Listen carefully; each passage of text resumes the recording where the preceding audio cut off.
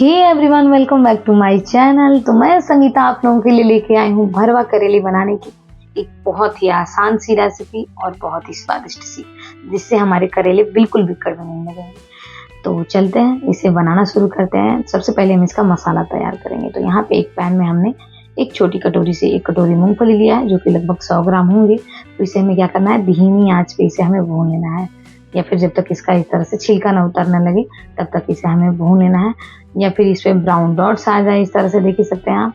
तो इसे धीमी आंच पे लगभग 5 से 6 मिनट तक भून लेने के बाद इसे किसी और बर्तन में ट्रांसफर कर लें। अब हम चलते हैं इसका मसाला बनाने के प्रोसेस में। तो यहाँ पे मसाले में हमने 2 चम्मच धनिया के बीज, 1 चम्मच जीरा, 1 चम्मच सौंफ के दाने लिए हैं हमने, आधी छोटी चम्मच मेथी दाना और आधी छोटी चम्मच से भी कलौंजी लिया है हमने, आधी छोटी चम्मच से भी कम कलौंजी के दाने लिए हैं। यहाँ पे लगभग 10 से 15 हमने काली मिर्च ली है। इन्हें डालने के बाद कुछ सेकंड तक भून लें। उसके बाद हम इसमें डाल देंगे 2 सूखी लाल मिर्च। आप चाहें तो यहाँ पे हरी मिर्ची का भी इस्तेमाल कर सकते हैं, मैंने यहाँ पे सूखी मिर्ची का इस्तेमाल किया।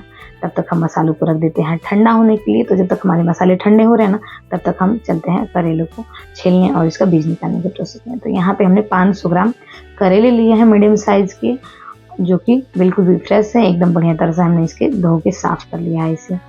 तो सबसे पहले क्या करें, चाकू की हेल्प से इस तरह का इसका एंड वाला पार्ट है ना, उसे काट के निकाल दें, फिर इसे हमें छील लेना है। तो जब भी आप करेले बनाए ना, करेले का भरवा, तो मीडियम साइज के करेले को चूज करें, क्योंकि मीडियम साइज के करेले को भरने में आसानी होती है। ज़्यादा छोटे साइज या फिर ज़्यादा बड़ी साइज के करेले ना लें। तो मीडियम साइज के करेले को भरने में हमें आसानी होती है। तो इसे पीलर की हेल्प से अच्छी तरह से इसे पील कर लें। उसके बाद हमें क्या करना है, एक बार इसे और धो लेना है, ताकि इसका एक्स्ट्रा छिलका है ना, वो निकल जाए। तो ये देखिए, एक करेला हमने छील के तैयार कर लिया। इसे सीधा पानी में डालते हैं। सारे करेलों को हम सेम तरीके से छील के अच्छे से धो लेंगे, ताकि एक्स्ट्रा इसका जो छिलका है ना, या फिर कहें कड़वापन, वो थोड़ा कम हो जाए। मतलब एक के बाद एक ऐसे ऐसे मतलब प्रोसेस है कि ये कड़वे जो करेले होते हैं ना, वो कम होते जाएंगे।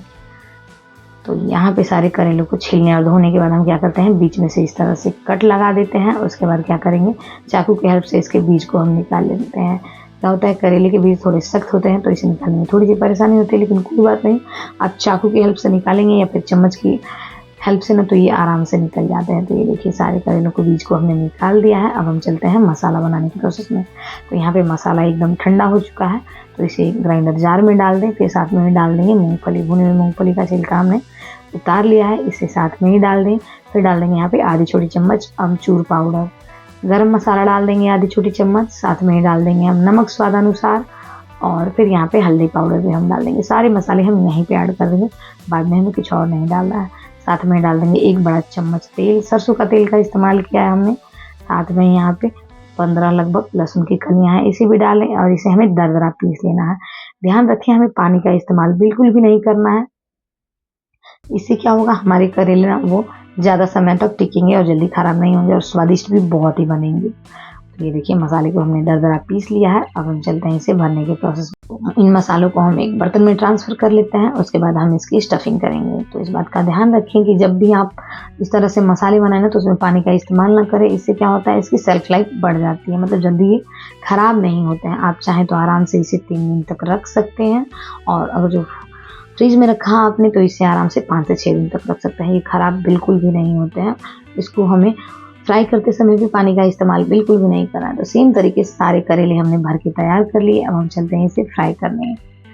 तो यहाँ पे एक पैन में हमने 2 बड़ी चम्मच सरसों का तेल का इस्तेमाल किया है। आप चाहें तो कोई भी तेल ले लें, लेकिन सरसों के तेल में भरवा करेले ज़्यादा स्वादिष्ट बनते हैं, और इसका जो कड़वापन है ना, वो थोड़ा और कम हो जाता है। मतलब एकदम ख़त्म तो नहीं हो जाएगा, करेला है तो करेला ही रहेगा, लेकिन कड़वापन थोड़ा थोड़ा कम होते जाएगा। तो सारे करेलों को हमने तेल में डाल दिया, कवर कर दें और इसे लगभग 5 मिनट तक धीमी आँच पे फ्राई कर लें।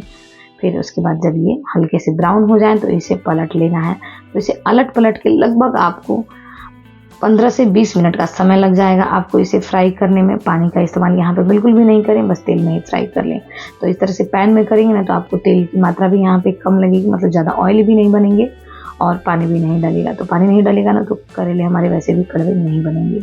तो इसे देखिए, चारों ओर से मैं इस तरह से अलट पलट के इसे बढ़िया तरह से सेंक लेती हूँ, और फिर कवर कर देते हैं फिर एक बार और सेंकने के लिए। तो फिर 5 मिनट के बाद हम चेक करेंगे। तो ये देखिए, तो लगभग इसे 18 से 20 मिनट में करेलों को हमने सेक लिया। देखिए, चारों तरफ से ये ब्राउन दिख रहे हैं, मतलब एकदम बढ़िया तरह से पक चुके हैं, कच्चे बिल्कुल भी नहीं है। आप ये मत समझिएगा कि पानी नहीं डाले हैं तो ये पके नहीं होंगे, एकदम बढ़िया तरह से ये पक गए हैं, क्योंकि हमने इसे एकदम स्लो आंच पे 15 से 20 मिनट तक पकाया है। तो फिर चलते हैं हम इसे फटाफट इसकी प्लेटिंग करने। तो यहाँ पे मैं प्लेन रोटी जो आती है ना उसके साथ सर्व कर रही हूँ। आप चाहें तो पूरी पराठे या फिर दाल चावल के साथ भी इसे सर्व करिए, बहुत ही अमेजिंग लगता है खाने में। तो अगर मेरी रेसिपी आप लोगों को अच्छी लगती है तो प्लीज़ मेरे वीडियो को लाइक कीजिए, शेयर कीजिए, कमेंट कीजिए। जिन्होंने सब्सक्राइब ना किया हो एक बार सब्सक्राइब जरूर कर लें, एक बार जरूर।